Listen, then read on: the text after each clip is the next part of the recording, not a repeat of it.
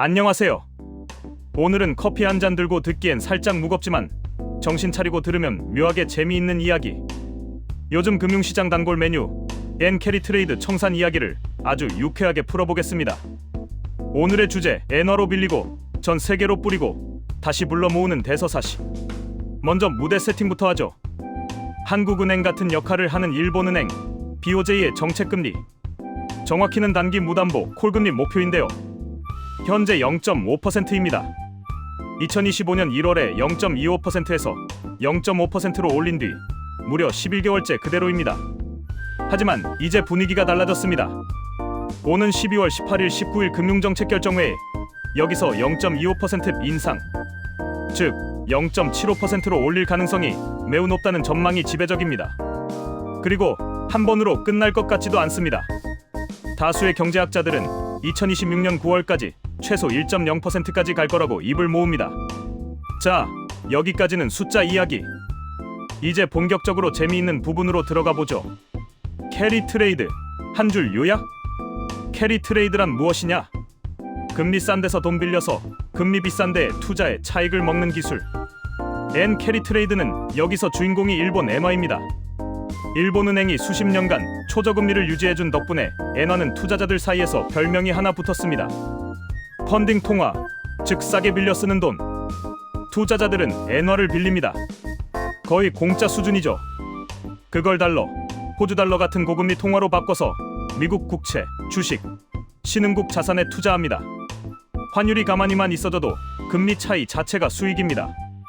예를 들어 엔화 금리가 0%에 가깝고 미국 금리가 4%라면 환율이 그대로라는 전제하에 그냥 앉아서 4%를 받는 구조입니다. 잠깐 과거로 시간 여행. 이야기는 1990년대 초 일본으로 거슬러 올라갑니다. 그때 일본은요, 부동산 버블이 하늘을 뚫었습니다. 도쿄 한복판 땅값이 미국 전체 땅값보다 비싸다는 말이 나올 정도였죠. 그러다 어느 날 쾅, 버블 붕괴.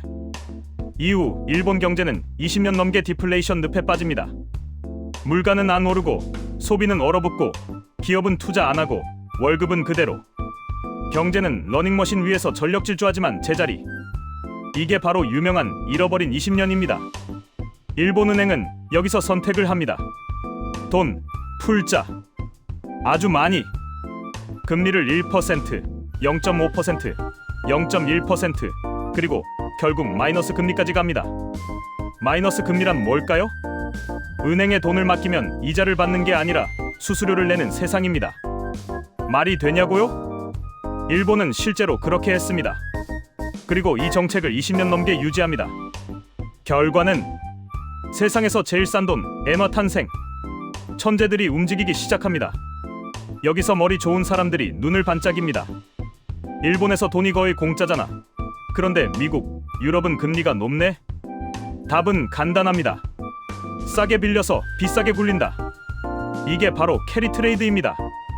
예를 들어 일본에서 연 0.1%로 돈을 빌려 미국 국채에 연 4%로 투자한다. 차이 3.9%, 거의 자동 입금. 1억 원이면 연 390만 원이 그냥 생깁니다. 실전 예제 상상해봅시다. 제가 일본에서 1억 엔을 빌립니다. 환율로 대략 10억 원. 이자요? 연 0.1%, 1년에 100만 원. 이 돈을 달러로 바꿉니다. 환율 1달러당 150엔이면 약 66만 달러. 이제 포트폴리오를 짭니다. 미국 국채 30%, 나스닥 기술주 50%, 비트코인 20%. 여기서 끝? 아니죠. 레버리지 5배? 10억으로 50억 굴립니다. 연 7%만 나도 수익은 3억 5천만 원. 이자랑 비용 빼도 3억 4천만 원이 손에 남습니다. 원금 대비 1년 수익률 34%. 이걸 다음 해 또 하면 10억, 18억, 24억. 눈덩이처럼 불어납니다. 이러니 이 판에 안 뛰어들 이유가 있겠습니까? 보수적으로 잡아도 엔캐리 트레이드 규모는 3천억 달러에서 1조 달러. 우리나라 2025년 예산이 약 700조 원이니 1조 달러, 1000조 원 감이 오시죠? 그런데 왜 갑자기 전 세계가 무너졌을까요? 정말 별거 아닌 일이었습니다. 2024년 8월 초 일본은행의 작은 행동. 일본은행이 한 말을 번역하면 딱 이겁니다. 금리 0.25%로 조금 올릴게요. 국채도 예전만큼은 안 사줄게요. 숫자만 보면 어떻습니까? 에이, 이게 뭐가 문제야? 뉴스 한 줄이면 끝날 얘기네. 정상적인 나라였다면 실제로 그랬을 겁니다. 그런데 시장은 왜 폭발했을까? 문제는 이 숫자가 아니라 빚의 구조였습니다. 전 세계 투자자들, 특히 큰손들은 엔화로 빚을 내서 투자를 하고 있었습니다. 왜 엔화냐고요? 싸니까. 엔화로 빚을 냈다는 건 무슨 뜻? 아주 쉽게 말하면 이겁니다. 이자가 거의 없는 돈을 빌려서 다른 데 투자 중이었다. 이때 가장 중요한 가정이 하나 있습니다. 엔화 가치가 크게 안 오를 것. 이 가정이 무너지면 게임 끝입니다. 일본은행의 한마디 엔화 급등. 일본은행이 금리를 올리고 돈 풀던 거 좀 줄일게요 라고 말하자 시장은 이렇게 반응합니다. 일본이 이제 정상화나? 그럼 엔화 가치 올라가겠네? 그리고 실제로 엔화 가치가 급등합니다. 그 순간 계좌에 불이 켜집니다. 엔화로 빚을 낸 사람들 계좌에 경고 알림이 울립니다. 이게 바로 마진콜입니다. 마진콜을 한 문장으로 하면 이겁니다. 지금 상태면 위험하니까 돈 더 넣거나 아니면 포지션 줄이세요. 선택지는 하나뿐. 문제는 이 투자자들이 현금이 없었다는 것입니다. 그럼 어떻게 하느냐? 팔아서 갚는다. 주식 팔고, 금 팔고, 코인 팔고, 채권도 팔고, 있는 거 다 팝니다. 그래서 전 세계가 같이 무너졌습니다. 이게 중요한 포인트입니다. 이 사람들은 일본 자산만 들고 있던 게 아닙니다. 미국 주식, 글로벌 채권, 암호화폐, 전 세계 자산을 들고 있었습니다. 그래서 한쪽에서 불이 나자 전 세계 자산이 동시에 던져졌습니다. 그 결과 하루 만에 니케이 마이너스 12.4%, 1987년 이후 최악, 공포지수라 불리는 VIX 지수 60 돌파, S&P 500 마이너스 3%, 비트코인 이더리움 몇 시간 만에 마이너스 20%. 이게 연쇄 반응입니다. 그리고 더 무서운 2차 반응. 자산을 팔아서 뭘 하느냐? 엔화를 사서 빚을 갚습니다. 그러면 무슨 일이 생길까요? 엔화 더 상승, 빚 부담 더 증가, 마진콜 더 많이 발생. 이건 그냥 하락이 아닙니다. 완벽한 죽음의 소용돌이. 1. 엔화 상승, 2. 마진콜 발생, 3. 자산 강제 매도, 4. 엔화 추가 상승. 다시 1번으로 누군가가 멈추기 전까지 스스로 멈추지 않는 구조입니다. 그래서 이 사건의 진짜 원인, 일본은행의 0.25% 인상이 아닙니다. 진짜 원인은 이겁니다. 전 세계가 같은 방식으로 같은 빚을 쓰고 있었다. 그래서 아주 작은 변화가 전 세계를 동시에 흔들었습니다. BOJ 결국 항복. 상황이 통제불능이 되자 일본은행은 시장에 항복합니다. 부총재 우치다 시니치가 선언합니다. 시장이 불안정한 동안 금리 안 올릴게요. 시장은 안도하며 반등. 하지만 이건 치료가 아닙니다. 진통제일 뿐. 보고서들은 말합니다. 청산은 50에서 75%만 끝났다. 나머지는 여전히 살아있습니다. 그리고 투기꾼들은 다시 엔화를 빌리기 시작했습니다. BOJ 다시는 방아쇠 못 당길 거야. 하지만 일본은행도 영원히 참을 수는 없습니다. 엔화 약세가 계속되면 수입 물가가 폭발하고 국민 분노가 터지니까요.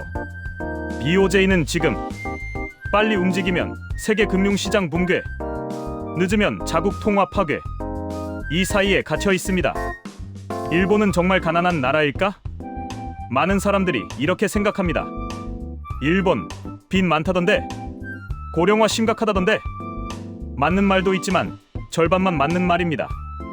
일본은 겉으로는 빚이 많아 보여도 밖에 맡겨둔 돈이 어마어마하게 많은 나라입니다.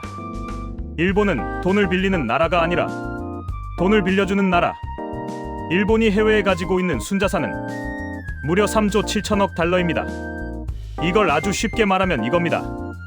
일본은 전 세계에 빌려준 돈이 빌린 돈보다 3조 7천억 달러나 더 많다. 그 중에서도 제일 중요한 숫자, 미국 국채 1조 1천억 달러. 이건 무슨 뜻이냐면 미국 정부야, 우리가 내 채권을 제일 많이 들고 있어. 즉, 일본은 미국 정부의 최대 고객이자 최대 물주입니다. 왜 일본 돈은 그동안 해외에 있었을까? 이유는 아주 단순합니다. 일본 안에서는 이자가 안 나온다. 지난 30년 동안 일본 금리는 거의 0%였습니다. 그래서 일본의 보험사, 연기금은 국내에 돈을 두면 오히려 손해였습니다. 그래서 어떻게 했을까요? 미국 국채 사고, 유럽 채권 사고, 호주 회사채 사고, 수익을 찾아 해외로 나갔습니다. 이 돈들이 사실상 미국과 유럽의 낮은 금리를 떠받친 숨은 기둥이었습니다. 그런데 이제 상황이 바뀝니다. 그 기둥이 흔들리기 시작합니다. 빙하가 움직이기 시작했다는 뜻. 요즘 숫자를 한번 보죠.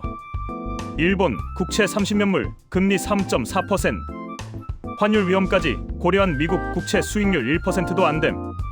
이걸 일본 투자자 입장에서 번역하면 이렇습니다. 멀리 미국까지 가서 환율 걱정하면서 돈 굴릴 필요 있나?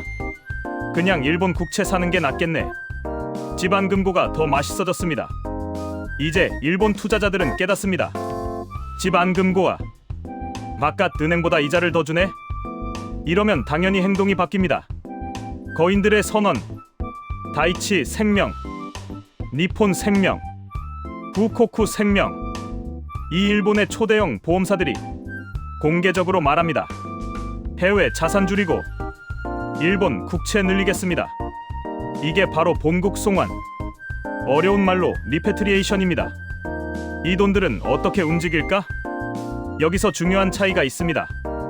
헤지펀드, 번개처럼 움직임, 보험사 연기금, 빙하처럼 움직임. 빙하는 느립니다. 하루아침에 움직이지 않습니다. 하지만 한번 방향을 잡으면 수개월, 수년 동안 계속 움직이며 지나간 자리를 다 바꿔버립니다. 왜 이게 무서울까요? 일본 돈은 규모가 다릅니다. 이 돈이 해외에서 조금씩 꾸준히 빠져나오기 시작하면 미국 국채 수요 감소, 글로벌 금리 상승, 전 세계 자금 사정 악화. 이건 단발성 충격이 아닙니다. 천천히 하지만 확실한 압박입니다. 이게 왜 끔찍한 악순환일까요? 이 상황을 동네 돈의 흐름으로 바꿔서 생각해 봅시다. 일본이 미국 국채를 판다. 미국에 맡겨둔 돈을 집으로 가져온다. 일본의 큰 기관들, 예를 들면 보험회사나 연기금은 그동안 미국에 돈을 맡겨두고 이자를 받아왔습니다. 그런데 요즘엔 이렇게 생각합니다. 이제 일본에서도 이자를 꽤 주네? 굳이 멀리 미국까지 돈 맡길 필요 없겠는데. 그래서 미국 국채를 팔고 돈을 회수합니다. 문제는 미국 국채는 많이 팔리면 가격이 떨어지고, 가격이 떨어지면 이자율, 즉 금리가 올라간다는 점입니다. 그래서 일본이 판다. 미국 금리가 올라간다. 이 미국 금리가 올라간다. 사람들이 달러를 더 좋아하게 된다. 금리가 높다는 건 이 나라에 돈 맡기면 이자를 더 준다는 뜻입니다. 그러면 전 세계 돈은 이렇게 생각합니다. 미국이 이자를 더 준다고? 그럼 달러 사야지. 그래서 달러를 사는 사람이 늘고 달러 가치는 올라가고, 반대로 엔화는 상대적으로 약해집니다. 결과 달러 강세, 엔화 약세. 3엔화가 약해진다. 일본 사람들 생활비가 오른다. 엔화 가치가 떨어진다는 건 같은 돈으로 살 수 있는 게 줄어든다는 뜻입니다. 특히 일본은 석유, 가스, 식량 같은 걸 해외에서 많이 들여옵니다. 엔화가 약해지면 기름값이 또 올랐네? 수입 물가가 왜 이렇게 비싸? 국민 불만이 커집니다. 그래서 일본은행은 압박을 받습니다. 엔화 좀 살려야 하는 거 아니냐? 금리 올려서 엔화 가치 지켜라. BOJ, 금리 인상 압박 증가. 일본이 금리를 올린다. 이제 일본이 제일 맛있는 이자를 준다. 일본 금리가 올라가면 상황이 또 바뀝니다. 이제 일본 국채가 꽤 괜찮은데? 환율 위험도 없고 굳이 해외 갈 필요 없네? 그래서 일본의 돈들이 미국, 유럽, 다른 나라에서 더 많이 빠져나와 일본으로 돌아옵니다. 일본 국채 매력 상승, 더 많은 돈이 본국으로 송환, 다시 처음으로 돌아갑니다. 일본 돈이 더 많이 돌아오면 미국 국채를 더 많이 팔게 되고 미국 금리는 더 올라가고 달러는 더 강해지고 엔화는 더 약해지고 일본은 금리를 더 올려야 하고 이게 끝없이 반복됩니다. 왜 브레이크가 없을까요? 이 과정에는 여기서 멈추자라고 말해줄 자동 브레이크가 없습니다. 누가 일부러 악의를 갖고 그러는 것도 아니고 각자 입장에선 전부 합리적인 선택입니다. 하지만 모두가 동시에 합리적으로 움직이면 전체 시스템은 점점 숨이 막히게 됩니다. 그래서 심장마비가 아니라 질식사. 심장마비는 갑자기 한 방에 쓰러지는 위기. 이 상황은 다릅니다. 조금씩, 아주 천천히 전 세계 금융시장의 공기가 줄어듭니다. 돈이 돌지 않고 대출이 막히고 투자가 멈춥니다. 눈에 띄는 사고는 없는데 어느 순간 보면 숨 쉴 수가 없네?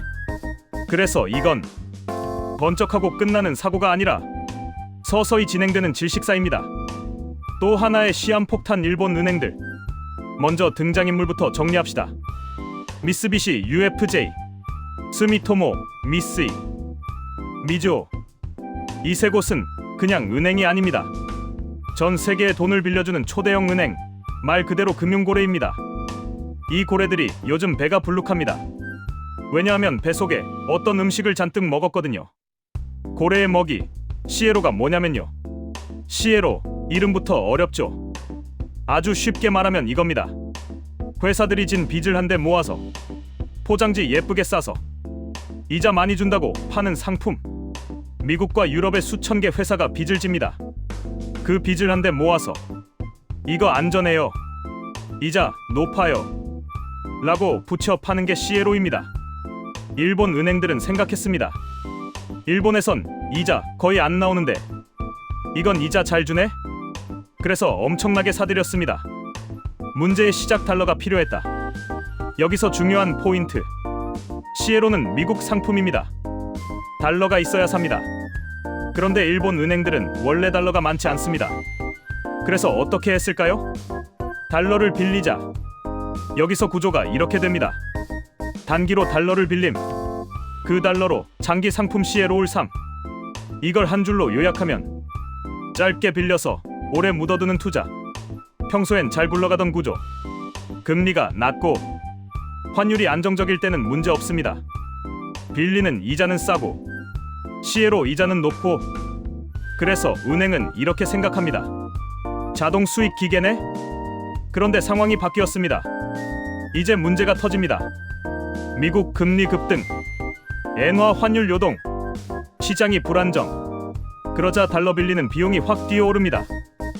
예전엔 조금 이자 내고 빌리면 됐던 달러가 이제는 비싸고 언제 끊길지 모르는 돈이 된 겁니다. 수익 기계 돈 먹는 하마. 이제 구조가 이렇게 변합니다. 시에로에서 들어오는 이자보다 달러 빌리는 비용이 더 커짐. 순식간에 상황이 뒤집힙니다. 벌 줄 알았는데 먹히고 있네? 은행 입장에선 가만히 두면 계속 피를 빨리는 구조가 됩니다. 결국 강제 매각. 이걸 더 이상 버티지 못한 곳이 나왔습니다. 바로 노린추킨 은행입니다. 일본의 거대한 농업은행이죠. 이 은행은 630억 달러, 우리 돈으로 약 80조 원어치 미국과 유럽 채권을 강제로 팔아야 했습니다. 왜냐고요? 이 변동성을 더는 못 버티겠다. 이건 자발적인 선택이 아니라 살기 위해 던진 물건입니다. 이게 왜 신호탄일까요? 노린추키는 작은 은행이 아닙니다. 그럼에도 버티지 못했습니다. 그래서 시장은 이렇게 생각합니다. 저 은행도 못 버텼다면 다른 일본 은행들은 괜찮을까? 만약 미쓰비시 UFJ, 스미토모 미쓰이, 미즈호 같은 진짜 고래들까지 자산을 팔기 시작하고 달러 조달을 줄이고 본국으로 철수한다면 그 다음은 전 세계 문제. 이 은행들은 전 세계 기업들에게 돈을 빌려주는 통로입니다. 고래가 물을 빨아들이는 걸 멈추면 기업은 대출을 못 받고 투자는 멈추고 회사는 버티지 못합니다. 이건 일본만의 문제가 아닙니다. 전 세계 신용 경색, 돈줄이 동시에 마르는 상황. 그래서 또 하나의 시한폭탄. 이 폭탄은 이미 째깍거리고 있습니다. 아직 터지진 않았지만 어디서 터질지 모릅니다. 그리고 한번 터지면 조용히 끝나지 않습니다. 꼭 봐야 할 세 가지 위험 신호. 이걸 이렇게 생각하시면 됩니다. 일본 경제 건강검진표. 이 세 가지는 전문가가 아니어도 뉴스 제목만 봐도 체크 가능한 신호입니다. 1. 일본 국채 30년물 금리 3.5%. 이게 뭐냐면요, 일본 국채는 일본 정부가 돈 빌릴 때 쓰는 차용증입니다. 30년물은 말 그대로 30년 뒤에 갚겠습니다 라고 약속한 아주 긴 빚입니다. 그런데 금리가 3.5%를 넘는다는 건 이런 뜻입니다. 일본 정부야, 그 정도 이자 아니면 너한테 돈 안 빌려줄게. 즉, 시장이 일본 정부를 덜 믿기 시작했다는 신호입니다. 왜 위험하냐면 일본은 빚이 엄청 많은 나라입니다. 그 빚에 붙는 이자가 조금만 올라가도 정부 부담 급증, 세금 또는 국채 발행 증가, 재정이 흔들림. 그래서 30년물 3.5% 돌파는 경고등입니다. 이 나라 장기적으로 괜찮은 거 맞아? 2달러엔 160엔 방어선. 이건 더 직관적입니다. 달러엔 160엔. 달러 한 장을 사려면 엔화 160장이 필요. 즉, 엔화가 엄청 약해졌다는 뜻입니다. 왜 160엔이 중요할까요? 이 선은 일본은행이 절대 뚫리면 안 된다고 보는 마지막 선입니다. 여기를 넘으면 수입 물가 폭등, 기름값, 식료품 가격 급등, 국민 생활비 직격탄. 그래서 일본은행은 여기 오면 보통 환율 개입, 금리 인상, 강한 발언, 뭐든지 꺼내듭니다. 그런데도 160엔을 못 막는다? 그건 이런 뜻입니다. 우리가 막으려 했는데 시장 힘이 더 셌다. 통제력 상실 선언에 가깝습니다. 3. 트리플 위크니스. 가장 무서운 신호. 이건 이름부터 무섭죠. 트리플 위크니스 세 가지가 동시에 무너짐. 세 가지가 뭐냐면 1. 주식 폭락. 기업 가치가 무너진다. 2. 국채 폭락. 정부를 못 믿겠다. 3. 엔화 폭락. 통화도 싫다. 이게 동시에 온다는 건 한마디로 이겁니다. 일본에 투자할 이유가 없다. 주식도 싫고 채권도 싫고 통화도 싫다. 그래서 돈이 어떻게 됐냐? 다 도망갑니다. 이게 바로 자본 도피. 자본 도피는 누군가 패닉에 빠져서 도망치는 게 아닙니다. 아주 조용하게, 아주 빠르게 여기 말고 다른 데로 가자 하고 돈이 빠져나가는 현상입니다. 왜 이게 치명적일까요? 주식이 떨어지면 기업이 돈을 못 구함. 국채가 떨어지면 정부가 돈 빌리기 어려움. 통화가 떨어지면 물가 폭등, 신뢰 붕괴. 이 세 가지가 한 번에 오면 정책으로 막기 거의 불가능합니다. 그래서 트리플 위크니스는 일본은행에게 악몽 같은 시나리오입니다. 정리하면 딱 이겁니다. 뉴스 보다가 아래 세 가지가 동시에 보인다. 일본 국채 금리 급등, 엔화 또 사상 최저, 니케이 급락. 그날은 그냥 넘기지 마세요.